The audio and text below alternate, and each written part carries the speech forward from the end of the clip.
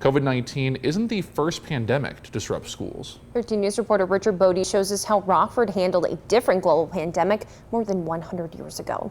The origin of the 1918 pandemic is unknown, but one thing that isn't up for debate was its potency. One of the worst viral pandemics in modern history. Hit Camp Grant first and then spread into the civilian population in Rockford, really right as school was getting started. According to records from the Rockford Public Library, it took Camp Grant just 2 days to go from a few cases to hundreds. It only took a couple days before Mayor Rue closed the schools. Laura Furman, Midway Village Museum's curator of collections, says the closure was short-lived, but it turned Rockford's educational system upside down as cases seemingly skyrocketed overnight. Lincoln School, while they were in the midst of dealing with the high number of cases, was one of the places in the community that was turned over to be an emergency hospital. And teachers left their posts to serve the community elsewhere. There were 300 teachers that were hired to canvass the community to make sure that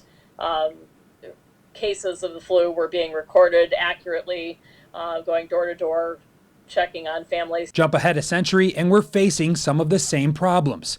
How to keep students and staff safe during school. The children are going to be spreading this virus between each other and then spreading it out into the community and to their loved ones. While the CDC says kids should go back to in-person learning in some capacity come this fall, Dr. Brooks says the virus is still uncontrolled and poses serious risks.